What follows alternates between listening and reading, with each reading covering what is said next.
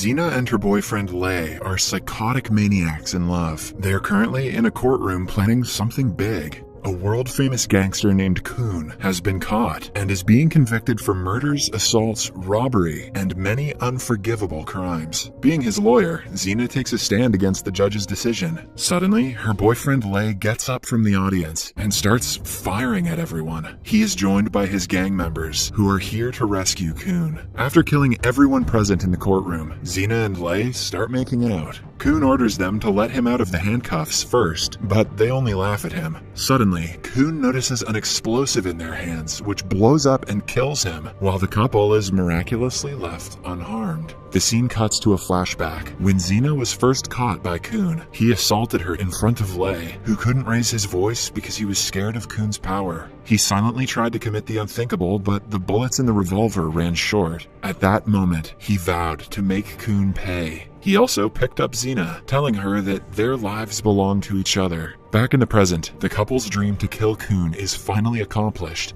Outside, a SWAT team is waiting for the hearing to end. Their only job is to escort Kun out until Captain Gu hears a gunshot. Without waiting for official orders, he makes his way inside with his team. They get into an intense shootout with Lei's men. Xena pretends to be a damsel in distress and then stabs Gu in the back, but he manages to save himself and catch both Xena and her boyfriend. Ultimately, Lei sets off another explosive that kills him and blinds Gu forever. Xena, on the other hand, cries while holding her boyfriend's body. While being arrested, she vows to avenge his death by killing everyone Gu loves. In the following scene, Gu is told that he will never be able to see again. His only family is his daughter and his brother-like friend, Yan. They help him to the best of their abilities, but the trauma caused by the incident haunts Gu every night. The public blames him for all the deaths because he is the only SWAT personnel who came out alive from the court. Because of public pressure, he also loses his job. For the first week, Gu goes crazy and starts breaking things in the house. His daughter Sia keeps him sane most of the time, but in her absence, he can hardly think or work. Eventually, her playing the violin becomes his only way to relax. As days pass, Gu starts to heal. He also begins working on his hearing and other senses now that he can no longer see. One day, he surprises Sia by catching a ball thrown toward him. Gu is becoming Daredevil. To test his skills, she throws several balls at him and finds out that he has mastered the art of seeing without eyes in only a few months. Yan is amazed by his friend when Gu can tell exactly where he is standing just by sensing his presence. 6 months after the incident, Sia and Gu decide to go to Manila for a symphony competition. In the meantime, Xena is still in prison, counting the days until she can see Gu again. The gangster Kun had a son named Kang, who desperately wants to kill Xena. To do so, he sends a petition to move her to a different prison in Manila, but Xena knows about his intentions, so she refuses to sign the consent papers. Sia and Gu land in Manila and go directly to the theater for the competition. Sia loses her Rosen and is replaced by another girl. When she is alone backstage, a group of men forcefully drag her to their car. Gu senses that his daughter is not among the performers and gives her a call. She picks up, but Gu only hears the sound of her screams. He runs to the parking lot, but is seconds too late to catch the vehicle. After that, he quickly makes a call to the police. A few hours later, Gu is told that Sia's deformed dead body has been found near a river. She was attacked with acid and left to die. To identify the body, Gu touches her hand and discovers that it is not his daughter. Sia has been playing violin for over 10 years, and her fingers have thick calluses on them. This body doesn't have anything of such sort, which proves that she is still alive. Gu explains everything to the police officer, but the man refuses to believe him. He says the ID card found in her pocket is enough evidence, and no further actions will be taken. In a fit of rage, Gu attacks the officer, and the incident is broadcasted live on TV. Meanwhile, in prison, Xena sees the news and is delighted to see Gu suffering. After discovering that he's in Manila, she signs the consent form to be transferred to a prison there. In the next scene, she is masked, chained, and surrounded by many guards while on the way to the new prison. Suddenly, the vehicle stops, and Xena comes out with a gun in her hand, having killed everyone inside in less than a minute. She also ambushes all the guards following them, and eventually escapes. When Kang finds out about the escape, he kills a guard in anger. He orders more men to find her as soon as possible, assuming that his father will only attain peace when she dies. Somewhere else, Gu is in handcuffs being told that his daughter is definitely dead. He realizes that the police are not going to help him and instead sent him back home. Hence, when he gets the chance, he knocks out 2 of them and tries to escape. What he doesn't know is that Xena had been sitting in the front seat, waiting for him to do just that. Instead of killing him instantly, she pretends to be a good police officer who will help him find his daughter. Then, we finally get to see Sia with many other girls. They have been abducted by none other than Gangster Kang. He runs a huge traffic ring, kidnapping girls from around the globe and selling them through the dark web. He takes extra interest in Sia because of her beauty and raises her price. Ah, what a compliment. Simultaneously, since Xena knows everything about Kang's traffic ring, she tells Gu exactly how they can find his daughter. The police won't help them because they've been bribed to keep their mouths shut when it comes to Kang's business. Even though Xena wants to kill Sia in the end, she is willing to be on Gu's side. Until then,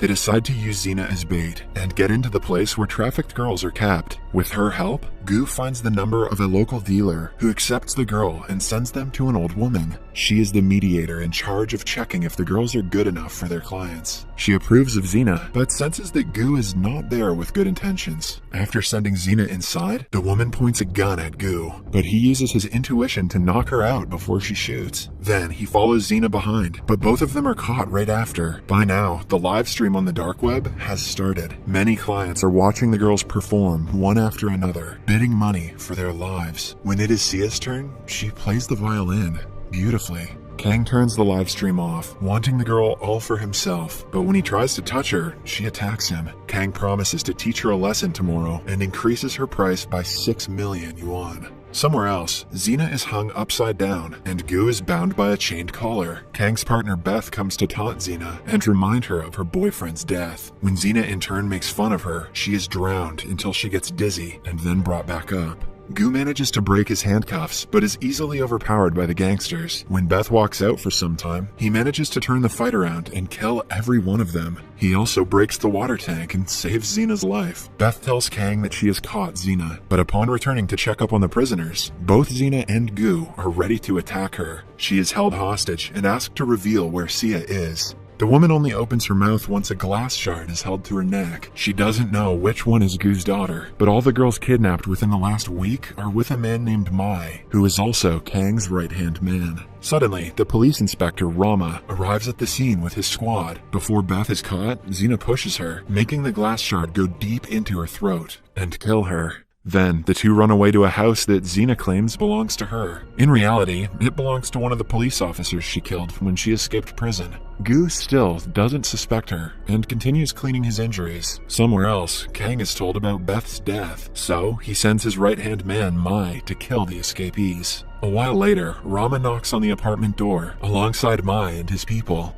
Gu gets a hint of this, channels his inner Macaulay Culkin, and sets up several traps in the house. When they break in, the gas cylinder blows up, killing half of the gangsters. Mai attacks Gu, while Xena fights the rest of the insignificant enemies. Gu is about to be killed, until he jumps out the window using the rope he set earlier. He meets Mai again in the hallway, and captures him using the same rope, which is now tied to an elevator. Upon being tortured, Mai brings them to the storage unit, where the stolen girls are kept. They set many girls free, but Sia is not one of them. This means that she has either already been sold, or she is at Kang's place waiting to be sold the next day. At the police station, Yan arrives and inquires about progress Rama has made in the case. When Rama refuses to share information, he goes looking for his friend on his own. Meanwhile, Gu holds Xena at knife point and asks her to reveal who she is. It turns out that he sensed the smell of a rotten corpse in the apartment that Xena claimed was hers. She simply smiles and says the same words she said when her boyfriend died. Gu registers who she is and calls her a crazy woman. Before they talk further, Yan arrives and points a gun at Xena. She quickly kills Mai to be the only person who knows where Sia is. If they kill her at this point, they might never get to see Sia, which gives her an advantage. Xena orders Gu to choose between his friend and his daughter. If he chooses the latter, he will have to kill Yan at this instant. Without hesitating, Gu chooses his daughter and stabs Yan, but